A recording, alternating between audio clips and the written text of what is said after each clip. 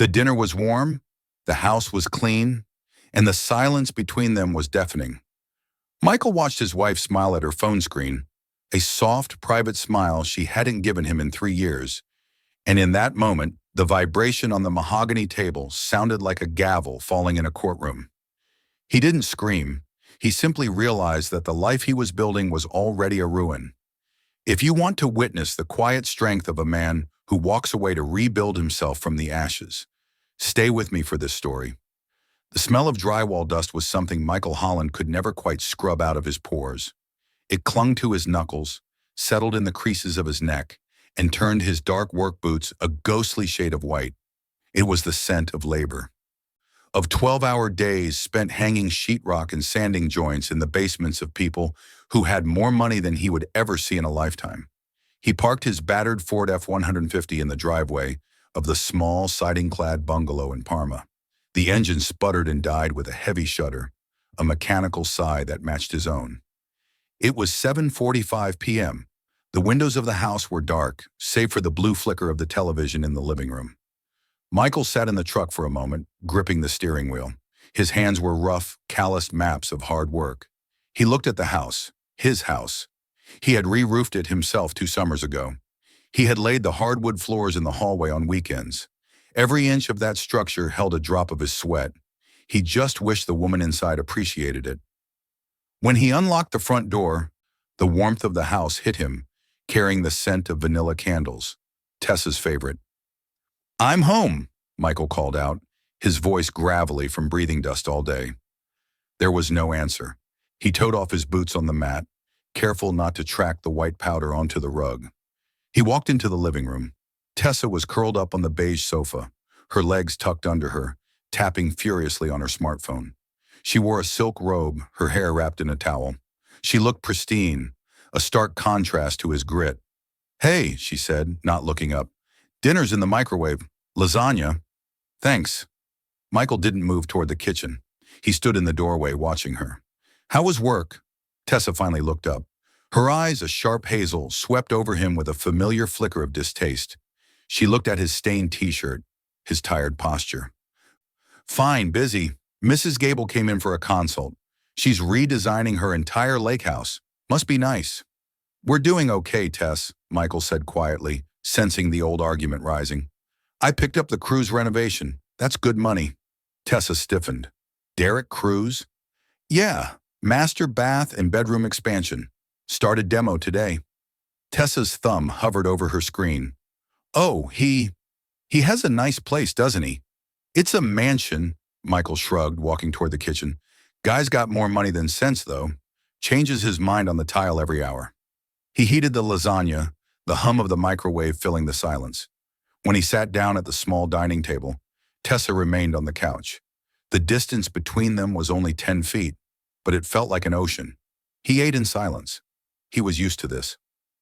The companionship had evaporated somewhere between their 3rd anniversary and the loan for the truck. Now they were just roommates who shared a mortgage. Tessa stood up to get a glass of water.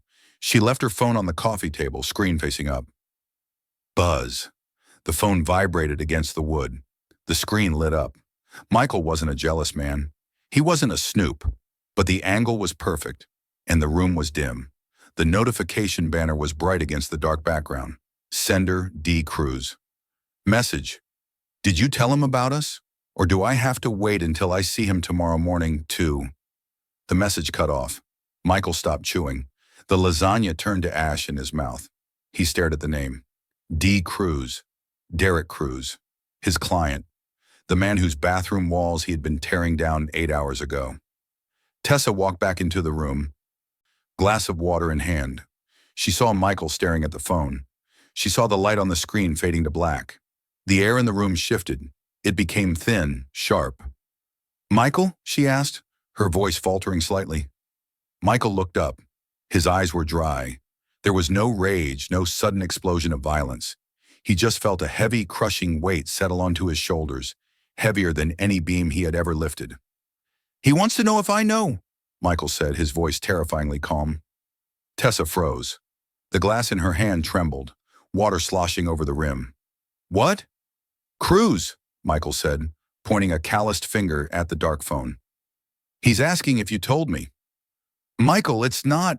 Don't, he cut her off. He stood up slowly. He didn't look like a husband anymore. He looked like a man assessing a structure that was too rotten to save. Don't insult me, Tess. Not tonight. I'm too tired. It just happened, okay? Her defense came out sharp, accusatory, as if his exhaustion was the cause. You're never here. You come home and you're dirty, and you're tired, and you never want to do anything. Derek, he sees me. He sees you, Michael repeated dully. He looked around the living room he had painted, the floors he had laid. And I pay for the roof over your head while he sees you. I deserve more than this life, Michael, she snapped, fear turning into anger. I deserve more than dust and leftovers.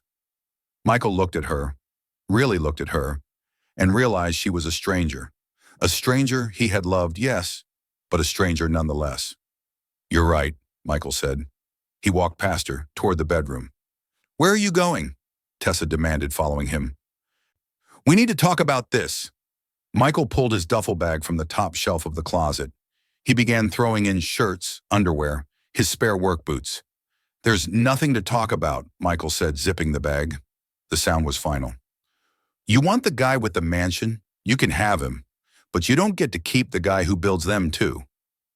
He slung the bag over his shoulder and walked to the front door, his heavy boots echoing on the hardwood. He didn't look back. He opened the door to the cold Ohio night, leaving the warmth, the vanilla candles, and his wife behind. Michael, she screamed from the hallway, half in panic, half in relief. He closed the door. He got into his truck, the engine turning over with a reluctant roar. As he backed out of the driveway, he didn't cry. He just felt the cold steering wheel against his palms and knew with absolute certainty that he would never step foot in that house again. Michael didn't sleep. He spent the night in the cab of his truck, parked in the lot of a 24-hour diner off I-71. The bench seat was cramped, and the cold radiated through the metal door, seeping into his shoulder. He watched the neon sign flicker, drinking coffee that tasted like burnt rubber until the sun began to bleed gray light over the horizon. At 6:30 a.m., he drove to Shaker Heights. The neighborhood was a different world. The lawns were manicured with surgical precision, and the houses sat far back from the street, guarded by iron gates and old oaks. Michael pulled his truck into the driveway of 4200 North Park Boulevard. It was a sprawling Tudor revival he had been restoring for 3 weeks. He stepped out. The morning air was crisp. He didn't grab his tool belt. He didn't grab the bucket of joint compound from the bed of the truck. He just took his clipboard and the ring of keys Derek Cruz had entrusted to him. The front door was unlocked. The cleaning crew usually arrived at 7. Michael walked in. The foyer was grand, smelling of lemon polish and old money. He walked past the sweeping staircase to the kitchen, where the renovation zone began. Derek Cruz was there. He was standing by the marble island, wearing a crisp navy suit, sipping espresso from a tiny cup. He looked like a man who owned the world, confident, groomed, and utterly relaxed. When he saw Michael, he checked his Rolex. "You're early, Holland," Derek said, flashing a bright, practiced smile. "Good. I wanted to talk about the tile in the master bath. Tessa mentioned you might be hesitant about the Carrara marble." The mention of her name hung in the air like smoke. Derek said it casually, testing the waters, perhaps enjoying the secret thrill of speaking her name to her husband. Michael stood on the other side of the island. He looked at the man who had destroyed his marriage. Derek was softer than him. His hands were smooth. He had never framed a wall or hauled a bag of concrete in his life. "We're not doing the marble," Michael said. His voice was flat, devoid of the tremor Derek might have expected. Derek frowned, setting his cup down. "Excuse me, I'm the client, Michael. If I want marble, we do marble. I don't care about the cost." "I'm not doing the marble," Michael repeated. He reached into his pocket and pulled out the heavy brass key to the front door of the mansion. He dropped it onto the quartz countertop. It made a sharp clack that echoed in the high-ceilinged room. Then he reached into his other pocket.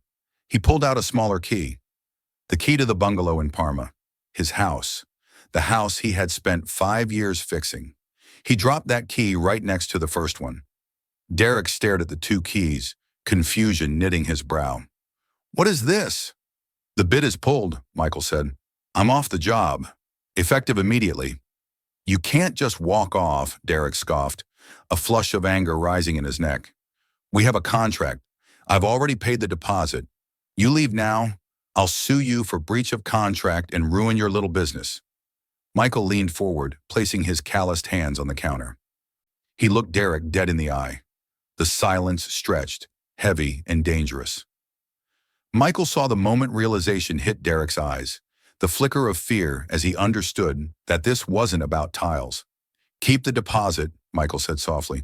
Consider it a severance package. He pointed to the smaller key. And give that to Tessa. Tell her she doesn't need to hide the car around the block anymore. She can park in the driveway. Derek's mouth opened, but no sound came out. The arrogance evaporated, replaced by a stunned awkwardness. He looked at the house key, then back at Michael, suddenly realizing the magnitude of the mess that had just been dumped in his lap. Michael, wait! Derek started, stepping back as if he expected a punch. You wanted the life, Derek, Michael said, turning his back on him. You pay for it. Michael walked out the front door. He didn't slam it. He simply let it click shut behind him. He walked down the long driveway to his truck. The sun was fully up now, illuminating the dew on the grass. He felt lighter. He had no home, no wife, and he had just walked away from $20,000. He was technically homeless and unemployed. He climbed into the driver's seat and started the engine. He picked up his phone and typed one final text to Tessa. I left the house key with Derek. He's your landlord now. Good luck. He blocked her number, tossed the phone onto the passenger seat, and drove out of the Heights, heading toward the industrial district where the rent was cheap and the work was hard. He didn't look back at the mansion. It wasn't his problem anymore. For the first week, Tessa felt like she was floating. The house in Parma, usually a source of mild embarrassment with its creaky floorboards and drafty windows, suddenly felt like a stage for her new life. She spent Saturday morning packing Michael's remaining belongings, flannel shirts, old sports magazines, a chipped coffee mug, into black heavy-duty trash bags. She didn't feel sad. She felt efficient. She was decluttering. That evening, she ordered sushi from the most expensive place downtown, the kind that delivered in lacquered boxes, not plastic bags. She set the table with the good wine glasses. When headlights swept across the living room window, her heart jumped. She checked her reflection in the hallway mirror, smoothing her dress. This was it. No more sneaking around. No more hurried texts. But when she opened the door, the picture didn't quite fit the frame. Derek stood on the porch, looking out of place against the peeling paint of the railing. His Porsche Cayenne was parked in the driveway, where Michael's rusted F-150 used to sit. The luxury SUV looked obnoxiously large for the small concrete pad, its polished black finish reflecting the streetlights like a dark mirror. Hey, Derek said, stepping inside. He didn't hug her immediately. He looked around the living room, his nose wrinkling slightly as if he smelled something faint and unpleasant. So, this is the castle. It's not much, Tessa said quickly, taking his coat. But it's ours now. Well, mine. But you know. Derek wandered into the kitchen. He ran a finger along the laminate countertop, the one Michael had been promising to replace next year. Quaint, very working-class chic. He laughed, but the sound didn't reach his eyes. They ate the sushi in the living room. Tessa tried to talk about the future, about trips they could take, about maybe looking for a condo downtown. Derek nodded, scrolling through emails on his phone between bites of tuna. You know, Derek said, standing up after only an hour. It's getting late. I've got an early meeting with the zoning board tomorrow. Tessa blinked, the wine glass halfway to her lips. I thought you were staying. Michael is gone, Derek. We don't have to hide. Derek put on his coat, checking his reflection in the hallway mirror, the same one she had used. Yeah, about that. My back has been killing me. And this bed, he gestured vaguely toward the bedroom. It looks a little soft for me. I need my orthopedic mattress. You understand, right, babe? He kissed her on the cheek, a dry, quick peck, and walked out. Tessa stood in the doorway, watching the Porsche taillights fade down the street. The house, suddenly empty again, felt colder than it ever had when Michael was there. 10 miles away, The neon sign of the Starlight Motor Inn buzzed with the sound of a dying insect. Room 114 smelled of stale cigarette smoke and industrial cleaner. Michael sat at the small, wobbly round table, illuminated by the harsh light of a single desk lamp. He wasn't sleeping. He was working. He had spread a set of blueprints out on the bedspread. They were for a small commercial retrofit, a bakery in Lakewood that needed new wiring and a structural wall removed. It wasn't the Cruz mansion. It wasn't glamorous. But the owner, an old Italian man named Sal, had paid half up front in cash when he heard Michael was available. Michael's back ached. The motel bed was a slab of concrete disguised as furniture, and the shower head earlier had only spat out lukewarm water. He had exactly $300 in his checking account after paying for the week's room and materials. He took a sip of lukewarm instant coffee from a styrofoam cup. He picked up his red pencil and marked a load-bearing beam on the print. His phone sat on the table. It remained silent. He hadn't unblocked Tessa. He hadn't called his parents to tell them their son was living in a motel. He looked at his hands. The dust was still there, embedded in the skin. But for the first time in years, the heaviness in his chest wasn't from the weight of a failing marriage. It was just exhaustion, pure, honest exhaustion. He could work with exhaustion. Exhaustion he could fix with sleep. The other thing, the feeling of being small, of being not enough, that was gone. He had left it in Parma with the keys. Michael turned off the lamp, plunging the room into darkness, save for the red and blue flashing of the neon sign outside. He closed his eyes and listened to the highway traffic. It sounded like the ocean. He slept without dreaming. 3 months had passed and the silence in the house in Parma had changed. It was no longer the quiet of a stagnant marriage. It was the suffocating silence of mounting anxiety.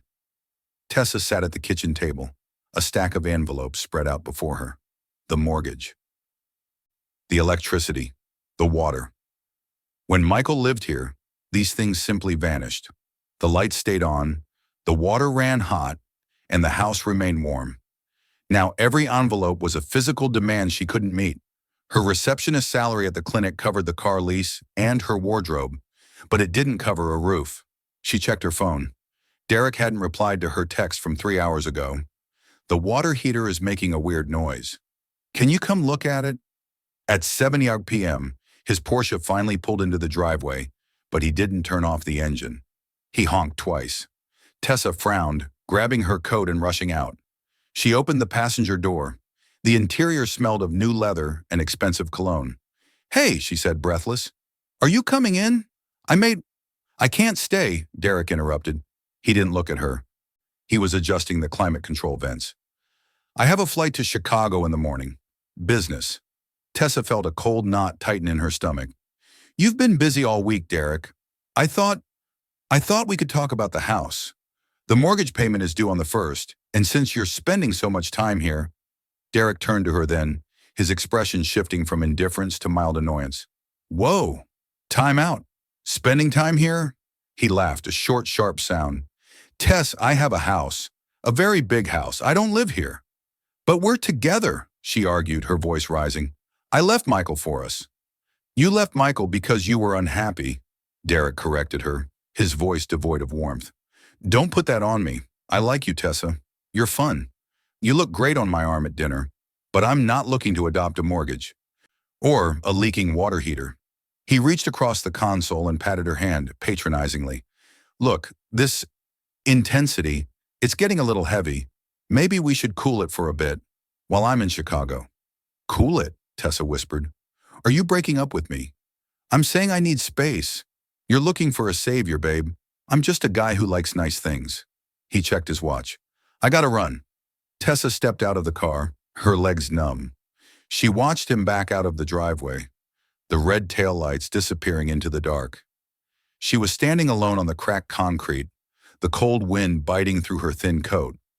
She had traded a man who would have died for a man who wouldn't even turn off his engine. 5 miles east, inside the shell of what used to be Sal's bakery, Michael Holland wiped sweat from his forehead. It was late, nearly 9, but the work lights were blazing. The smell of sawdust and fresh timber filled the air, a scent that used to exhaust him, but now smelled like freedom. You don't stop, do you? Michael turned. Sal, the owner, was standing in the doorway, holding two coffees. Deadline's Friday, Sal, Michael said, taking the cup. I gave you my word. I know you did. Sal looked around at the new structural framing. It was solid, perfectly leveled. Listen, my nephew owns a property management group downtown. They manage 3 apartment complexes. They're looking for a reliable contractor for turnover renovations. Someone who shows up. Michael took a sip of the coffee. It was hot, strong, and real. I'm listening. I told him about you, Sal said. I told him you don't cut corners. He wants to meet you Monday. It's a commercial contract, Michael. Steady work. Big checks. Michael looked at his hands. They were dirtier than ever, scarred and rough. But they weren't empty. He nodded slowly. Tell him I'll be there, Michael said. Good. Sal clapped him on the shoulder. By the way, what are you calling the company? Need a name for the invoices. Michael looked at the wall he had just built. It was straight. It was strong. It would hold up the roof for 50 years, long after he was gone. Holland Build, Michael said. He turned back to the work, the drill in his hand feeling like a weapon he finally knew how to use. He didn't know that across town, his wife was crying in a cold kitchen. And for the first time, he was too busy building his future to wonder about his past. The for sale sign in the front lawn of the bungalow in Parma looked less like an advertisement and more like a tombstone. Tessa stood by the living room window, watching a young couple walk down the driveway with their realtor. The woman pointed at the roof Michael had installed with his own hands, and nodded approvingly. Tessa felt a phantom ache in her chest. She wasn't just losing a house. She was losing the last layer of protection between her and the world. The math had been brutal and unforgiving. Without Michael's paycheck, the mortgage was a monster that swallowed her entire monthly income. Without Derek's gifts, there was no buffer. The bank had sent 2 letters. The third one would be a foreclosure notice. She had to sell before the sheriff arrived. She turned back to the room. It was filled with boxes again, but this time, they weren't heavy-duty trash bags packed with the arrogance of someone upgrading. They were cheap cardboard boxes from the liquor store, smelling faintly of gin and cardboard. Her phone rang. It was the realtor. They made an offer, Tessa. It's lower than asking, but it covers the remainder of the mortgage and the agent fees. You'll walk away with maybe $2,000. It's the best we're going to get in this market. Take it, Tessa whispered. Her voice was thin, brittle. Okay, you need to be out by Friday. Friday, 3 days. On the other side of the city, the air smelled of new upholstery and possibility. Michael sat in the office of a commercial truck dealership. Across the desk, a salesman slid a contract toward him. Outside the glass window, a white heavy-duty pickup truck sat gleaming in the sun. On the side door, fresh black vinyl lettering read, Holland Build, General Contracting. Just need a signature here, Mr. Holland, the salesman said, and we can hand over the keys. Corporate financing approved you in about 10 minutes. Your credit is solid. Michael picked up the pen.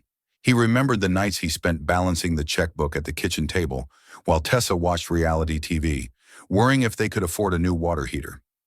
Now he was signing for a $40,000 asset without blinking. He signed his name. The ink flowed smoothly. Congratulations, the salesman said, shaking his hand. Michael walked out to the truck. He climbed in. It sat higher than his old Ford.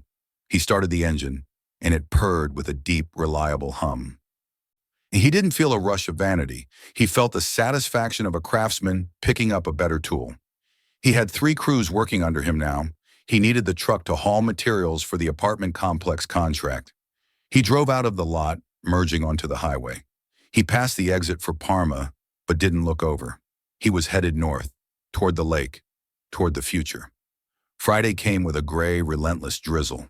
Tessa hauled the last box into her new apartment. It was a 2nd-floor unit in a complex called Cedar Gardens, though there were no cedars and certainly no gardens, just a paved lot filled with potholes and dumpsters that hadn't been emptied. The apartment smelled of stale curry and damp carpet. The walls were thin. She could hear the bass of a stereo thumping from the unit below and a baby crying in the unit above.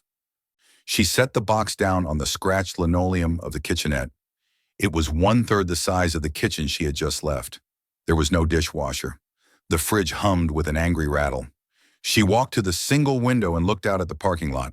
Her car, the leased sedan she could barely afford, was parked next to a rust-eaten van. She slid down the wall until she hit the floor, pulling her knees to her chest. The silence here wasn't peaceful. It was lonely. She realized then that Michael hadn't just been a husband. He had been the insulation. He had been the walls and the roof and the heat. And she had torn him down because she wanted a better view. Now she had the view. It was a view of a dumpster in the rain. 2 years had ground Tessa down, not all at once, but in slow, eroding chips. It started with skipping the gym, then the hair appointments, and finally the effort to smile at people she didn't like. At the aesthetic clinic, image was currency, and Tessa was overdrawn. "We have to let you go, Tessa." The clinic manager, a woman with skin pulled tight enough to bounce a quarter off of, didn't even look up from her iPad. They were standing in the break room, surrounded by the smell of burnt coffee and expensive sterility. "I was only late twice this week," Tessa said, her voice sounding hollow even to her own ears.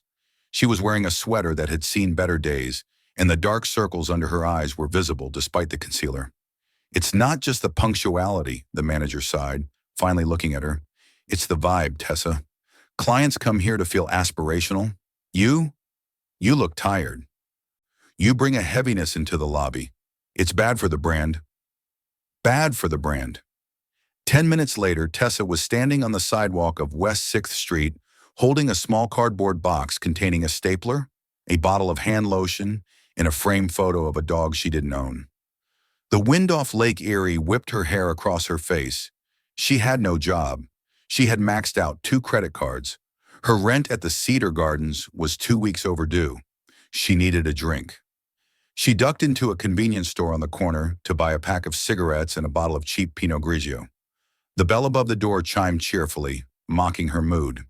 She threw the items on the counter, digging through her purse for her debit card, praying it wouldn't be declined. While the clerk scanned the wine, Tessa's eyes wandered to the wire rack of magazines next to the register.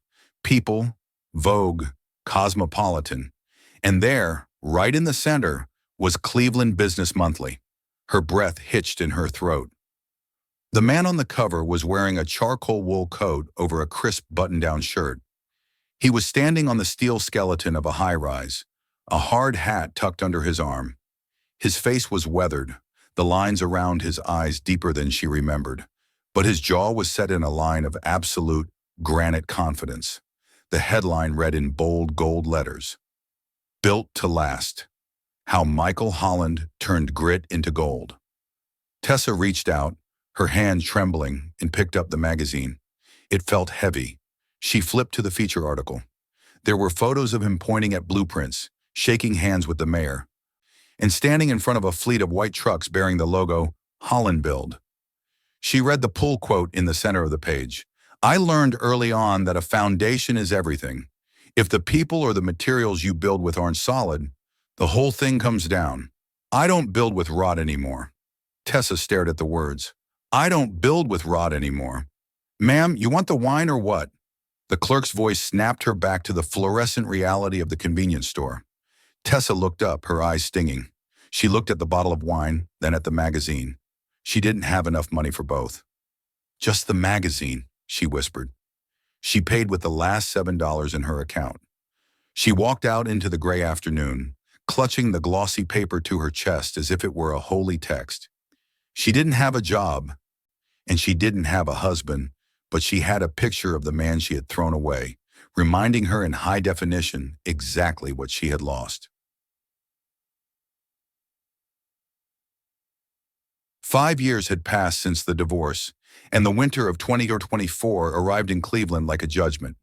It was the kind of cold that didn't just freeze water, it cracked pavement and turned breath into ice crystals before it left the lips. At 4 p.m., the sun was already surrendering to the gray horizon.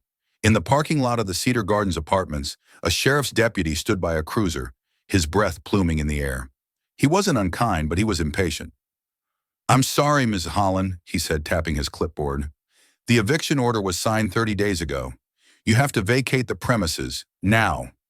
Tessa stood in the doorway of Unit 2B. She was 35, but in the harsh, flat light of the winter afternoon, she looked 50. Her hair, once her pride, was brittle and pulled back into a messy knot. She wore 3 layers of sweaters, none of them made of wool. "I just need one more week," she pleaded, her voice trembling, not from emotion, but from the sub-zero wind cutting through the hallway. "My friend said I could stay with her starting Monday." "It's Tuesday, ma'am. You have to go." The finality of it was quiet. There was no screaming match. The deputy simply watched as she dragged a single rolling suitcase and a plastic grocery bag out to the curb. Her car had been repossessed 6 months ago. She had no vehicle to retreat to. The door clicked shut behind her, and the deputy placed a neon orange sticker on the wood. Possession restored to landlord. Tessa stood on the sidewalk. The snow began to fall, fat, heavy flakes that stuck to her eyelashes. She had $74 in her pocket. The nearest motel cost $80. She began to walk. She didn't know where she was going, only that if she stopped moving, she might freeze. High above the city on the 32nd floor of the terminal tower, Michael Holland stood by a floor-to-ceiling window. The glass was thick, soundproof, and insulated. He held a tumbler of aged bourbon, the amber liquid catching the light of the chandelier behind him. The office was silent. His employees had gone home hours ago to beat the storm. "Sir?" Michael didn't turn. His assistant, a young man named Elizabeth, who reminded him of himself 10 years ago, stood in the doorway. "I thought you left, Elizabeth," Michael said, his voice deep and calm. "Just finishing the quarterly projections. The numbers are up 20%. We're doing incredible numbers, Michael. The commercial sector is booming." Michael took a sip of the bourbon. It was warm, smooth, and expensive. He looked down at the city grid. Tiny lights blinking in the snowstorm. Somewhere down there, people were cold. He felt a sudden, sharp pang of guilt. It wasn't rational. He had worked for every dime he had, but the hollowness of the room was undeniable.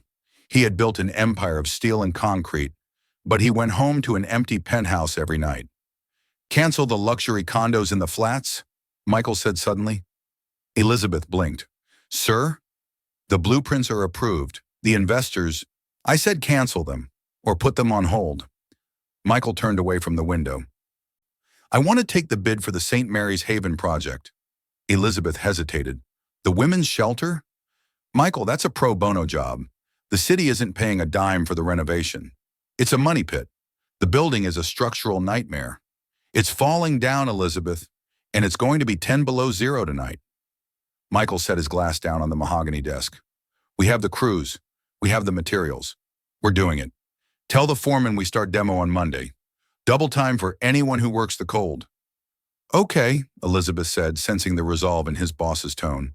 "I'll draw up the paperwork." Michael nodded and turned back to the window. The snow was falling harder now, erasing the streets, erasing the lines between the haves and the have-nots. He didn't know why he felt drawn to the shelter project. He just knew that building luxury apartments for people like Derek Cruz didn't help him sleep at night anymore. Down on the street, 4 miles away, Tessa huddled into the doorway of a closed bakery. She pulled her knees to her chest, covering herself with her thin coat, trying to remember what it felt like to be warm.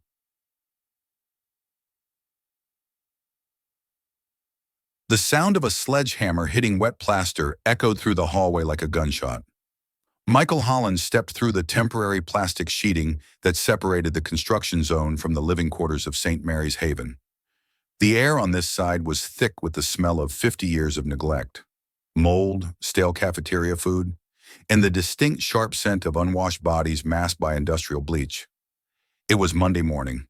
The storm had passed, but the temperature outside was hovering at 5 degrees. Inside, it wasn't much better. "Mr. Holland, please!" A woman's voice cut through the noise of the power saws. Michael turned. It was Mrs. Higgins, the shelter's director. She was a short, formidable woman in a wool cardigan that had seen better decades. She looked exhausted, clutching a clipboard like a shield. "The noise," she said, shouting to be heard. "The babies are trying to sleep in the east wing. Is there any way to keep it down?" Michael removed his hard hat, running a hand through his hair. He looked at the ceiling above them, where water stains bloomed like dark bruises. I can't promise quiet, Mrs. Higgins, Michael said, his tone gentle but firm. The structural integrity of that east wing is compromised. If we don't reinforce the headers today, the next snow load will bring the roof down. I'd rather wake the babies than bury them. Mrs. Higgins sighed, her shoulders slumping. She looked at the team of men in Holland-built vests, moving with military precision behind him. I know, I'm sorry. We're at capacity.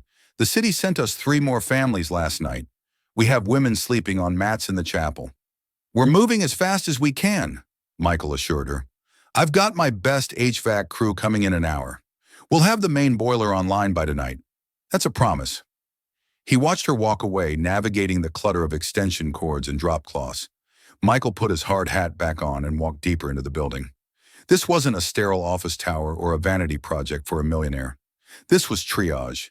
The building was bleeding heat, and its bones were rotting. Michael felt a familiar fire in his gut, the drive to fix, to make things right. He checked the pressure gauge on a temporary support column, then moved toward the cafeteria. The cafeteria was serving as the temporary intake center. It was a chaotic sea of coats, mismatched luggage, and crying children. The line for soup stretched out the door. Michael stood by the entrance, reviewing the blueprints on his tablet. He tried to keep a professional distance. He was here to fix the building, not the people. If he looked too closely at the faces, the sheer volume of misery would paralyze him. Boss, his foreman, Mike, approached him, wiping drywall dust from his beard. We got a problem in the basement. The foundation wall near the loading dock has a major crack. We need to shore it up before we can bring in the heavy equipment. Show me, Michael said. It's right next to the donation sorting area, Mike warned. It's crowded down there. Volunteers are trying to hand out coats. Clear them out if you have to. Safety first. Michael followed Mike down the concrete stairs. The basement was dimly lit, the fluorescent bulbs buzzing angrily. It was warmer down here, stiflingly so, due to the press of bodies. Volunteers in yellow vests were frantically sorting through piles of donated clothes, trying to find winter gear for the line of women waiting against the wall. Michael moved through the crowd, his eyes fixed on the far wall, scanning for the crack Mike had mentioned. He stepped over a pile of boots focused entirely on the concrete. He didn't notice the woman standing near the sorting table, clutching a gray wool coat that was 2 sizes too big. She was thin, her face hidden by a scarf and a knit cap pulled low. She was arguing softly with a volunteer about a pair of gloves. Michael brushed past her, his shoulder grazing her arm. Excuse me, he muttered, not looking down, his mind already calculating the load-bearing capacity of the fractured wall. The woman froze. She didn't turn around. She pulled the scarf tighter across her face and shrank back into the shadows of a shelving unit, trembling not from the cold, but from the sound of a voice she hadn't heard in 5 years. Michael reached the wall, ran his hand over the fissure, and frowned. Yeah, this is bad. Get the jacks. We need to stabilize this now. He turned back toward the stairs, his gaze sweeping over the line of women. For a second, his eyes lingered on the figure in the gray coat huddled in the corner. Something about the posture, the way she held her hands, tugged at a dormant memory in the back of his brain. But the radio on his hip squawked, and the moment broke. He turned away and marched back up the stairs, leaving the ghosts in the basement.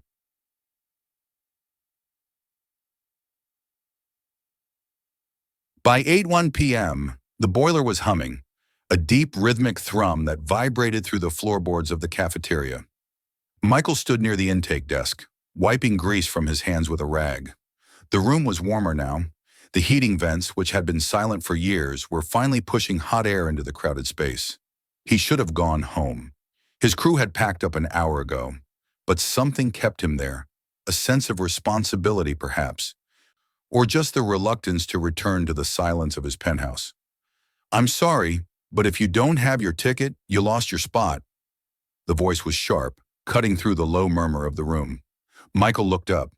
At the front of the line, a young volunteer with a clipboard was blocking the path of a woman. The woman was small, huddled inside a gray coat that swallowed her frame. Her head was bowed, her hands gripping a plastic bag so tightly her knuckles were white. I had it, the woman whispered. Her voice was raspy, broken. I put it on the table when I went to the bathroom. Please, it's snowing outside. Rules are rule, the volunteer sighed, exhausted after a 12-hour shift. We have 50 beds and 60 women. If you lose the ticket, the next person gets the cot. You have to go to the overflow annex across town. I can't walk that far, the woman pleaded. A cough rattled her chest, deep and wet. Please, I just need a corner. I don't need a cot. Michael watched the scene unfold. He hated bureaucracy when it lacked common sense. He tossed the rag into a bin and walked over. His heavy boots made a distinct thud on the linoleum, and the volunteer looked up, startled by his imposing presence. What's the problem? Michael asked. His voice wasn't loud, but it carried the weight of authority that made people stop and listen. Mr. Holland, the volunteer stammered, this woman, she claims she had a bed ticket, but she can't produce it. We're at capacity. Michael looked at the woman. She was trembling violently now, turning her face away from him, pulling the collar of the coat up as if trying to disappear into the fabric. She was terrified, not just of the cold, but of him. Find her a spot, Michael said to the volunteer. Put a mat in the hallway if you have to. No one goes back out into that storm tonight. But sir, I'll pay for the extra supplies. Just find her a bed. The volunteer nodded, chastised. Okay, ma'am, come this way. The volunteer reached out to touch the woman's arm. The woman flinched, pulling away sharply, and in doing so, the knit cap she was wearing slipped back. She turned her head, her eyes locking onto Michael's for a fraction of a second before she could stop herself. Time didn't stop. It shattered. The noise of the cafeteria, the crying babies, the clanking spoons, the radiator hissing, all of it vanished into a ringing silence. Michael stood frozen. He knew those eyes. They were hazel. He had seen them light up when she laughed. He had seen them roll with annoyance when he came home dusty. He had seen them close in pleasure, and he had seen them cold with betrayal the night he left. But he had never seen them like this. They were sunken, rimmed with red, dull with a profound, crushing defeat. The skin around them was gray and paper-thin. Her cheekbones, once high and elegant, now protruded sharply from a gaunt face. There was a bruise yellowing and old on her jawline. Tessa? The name left his lips before he could stop it. It was barely a whisper, a question asked to a ghost. The woman didn't answer. She let out a small, strangled sound, half sob, half gasp, and scrambled backward, knocking over a stack of plastic trays. The clatter was deafening. No, she whimpered. Scrambling to her feet, she didn't look at him again. She grabbed her plastic bag and bolted toward the exit, running with a desperate, limping gait. Wait! Michael shouted. He didn't think. He didn't analyze. He just moved. He pushed past the bewildered volunteer and ran after her, bursting through the double doors out into the snowy night. Tessa! She was already halfway down the icy sidewalk, slipping, falling, getting up, and running again. She wasn't running toward anything. She was running away from the shame of being seen by the one man she had destroyed to find a better life, only to end up here. Michael stood under the shelter's awning, the snow swirling around him, watching his ex-wife flee into the darkness like a wounded animal. The successful businessman, the builder of skyscrapers, stood paralyzed, his heart hammering against his ribs with a violence he hadn't felt in 5 years. Tessa didn't make it far. Her boots, cheap knockoffs with worn-down soles, found no traction on the slick pavement. She slipped near the corner of 4th Street, her legs crumpling under her, sending her sprawling into a pile of dirty plowed snow. She didn't try to get up immediately. The cold bit through her thin jeans, stinging like needles, but the pain was preferable to what was coming behind her. She curled into a ball, squeezing her eyes shut, wishing the snow would just cover her up, bury her like the trash she felt she was. Tessa! The voice wasn't shouting anymore. It was right above her. She felt a hand on her arm. It was a strong, heavy grip, a grip she remembered. She flinched violently, scrambling backward on her hands and knees.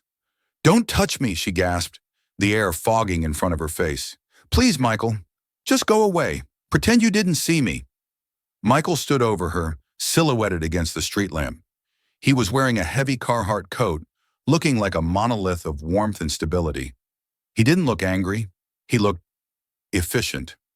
He looked at her the way he looked at a load-bearing wall that had buckled, assessing the damage. calculating the risk. "It's 5 degrees out here, Tess," he said. His voice was flat. "Get up."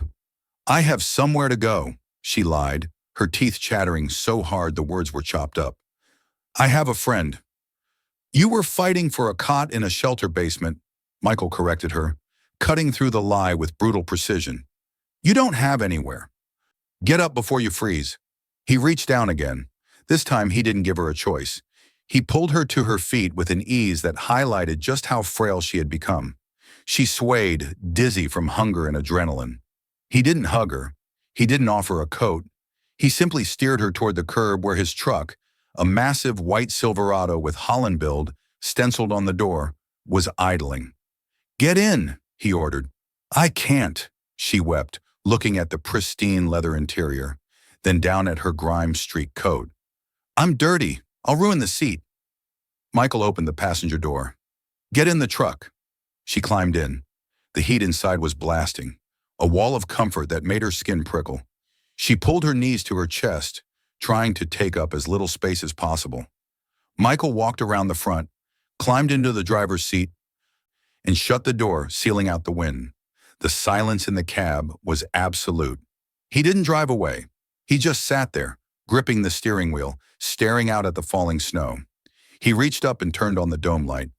"No!" Tessa cried, shielding her face with her hands. "Turn it off, please!" Michael ignored her. He turned in his seat, looking at her. Really looking at her.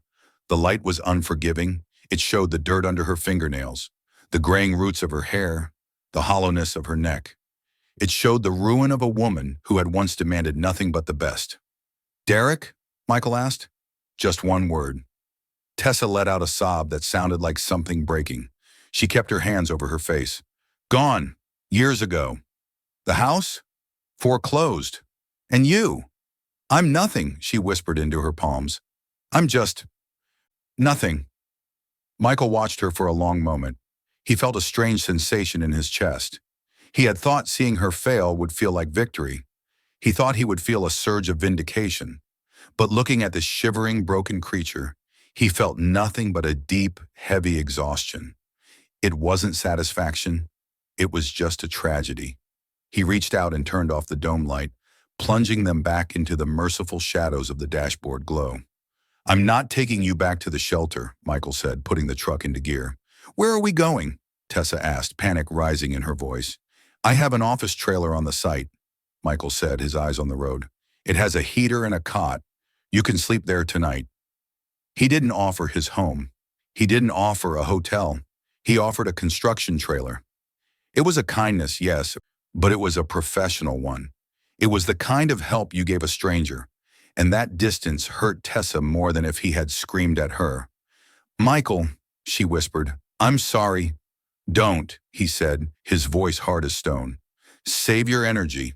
You look like you're starving." He drove through the snow, the windshield wipers keeping time with the silence between them. The site trailer sat on cinder blocks at the edge of the property, a rectangular box of warmth amidst the freezing chaos of the construction zone. Inside, it smelled of stale coffee, blueprints, and the dry heat of an electric radiator rattling in the corner. Michael unlocked the door and held it open.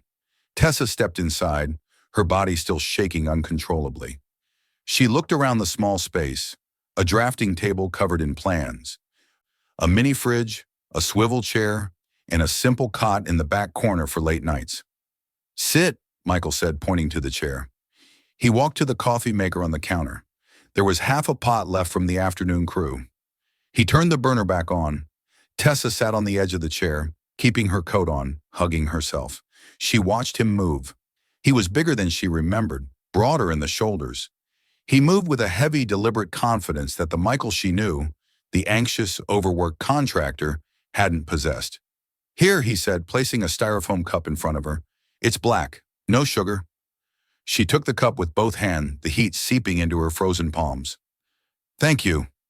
Michael leaned against the drafting table, crossing his arms. He didn't sit. He kept the distance between them, 3 feet of air that felt like 3 miles. "You're thin, Tessa," he said. It wasn't a compliment. "I haven't..." Things have been hard, she whispered, staring into the dark liquid. Since the eviction. Since before that, he corrected. You look like you've been running for a long time. Tessa looked up, her eyes brimming with tears. He didn't want me, Michael. Derek, he didn't want a wife. He wanted an ornament. And when I stopped being shiny, when I started asking for real things, he just turned off. I know, Michael said. I told you that the day I left. I didn't believe you. She let out a jagged breath. I thought you were just jealous. I thought I was upgrading. I thought I deserved a life without dust. She looked around the trailer, at the sawdust on the floor, at the grit on Michael's boots. God, I was so stupid. Vanity is expensive, Michael said quietly. Do you hate me? She asked the question suddenly, looking him dead in the eye. She needed him to say yes. Hate was a feeling. Hate meant she still mattered. Michael looked at her. He thought about the nights he had spent staring at the ceiling in the Motel 6. He thought about the rage that had fueled his first year of business, the fire that had built Holland Build.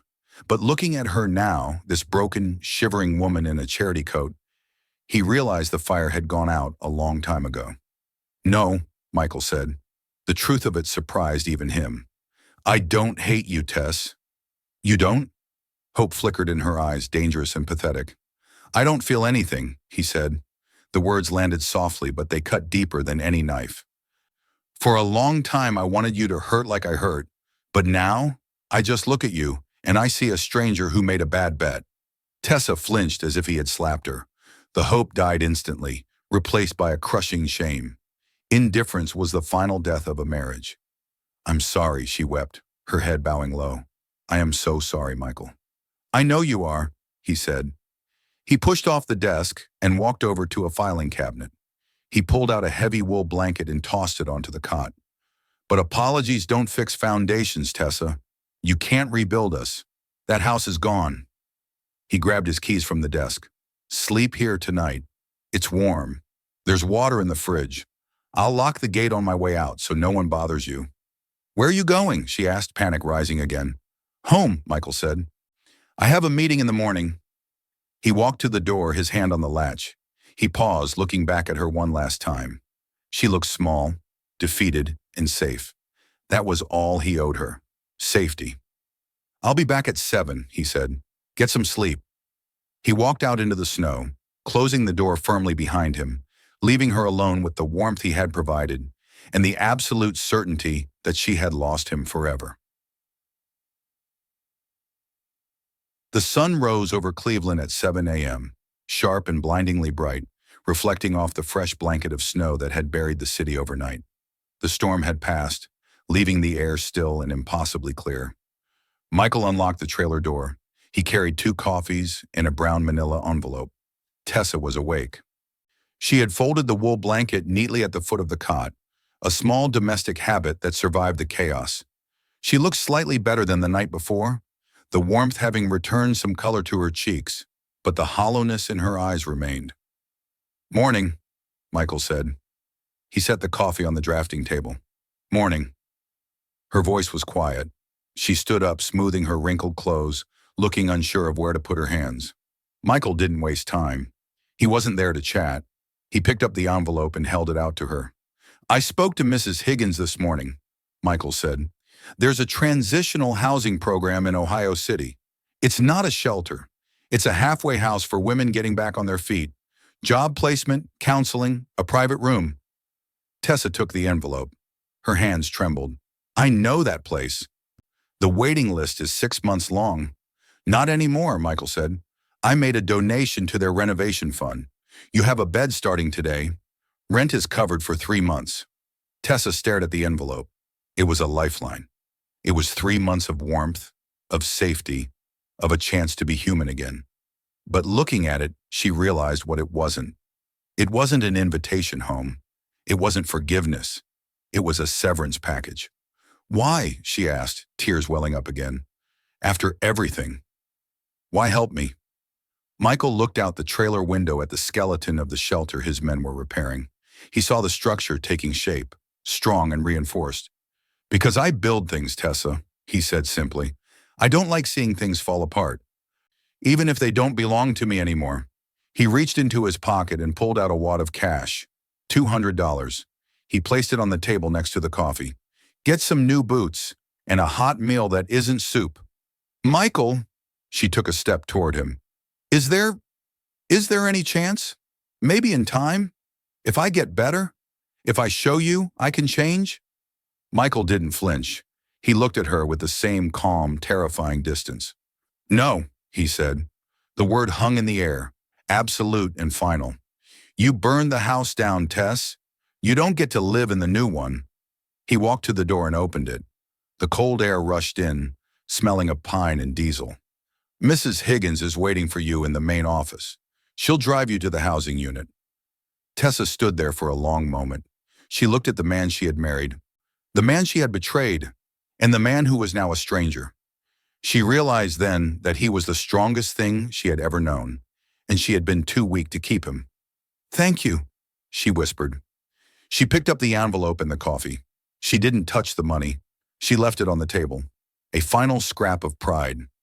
She walked past him, out into the snow, and headed toward the main building without looking back. Michael watched her go until she disappeared through the shelter doors. He walked back to the table, picked up the cash, and put it in the donation jar on Mrs. Higgins' desk later that day. He walked out to his truck. The engine roared to life, powerful and steady. He backed out of the lot, the tires crunching on the packed snow. As he merged onto the highway, heading toward his next job site, a massive skyline project that would change the face of the city, he checked the rearview mirror. The shelter was small in the distance. The past was smaller. Michael Holland turned on the radio, rolled down the window to let the cold air hit his face, and for the first time in 5 years, he didn't feel the dust. He just felt the road.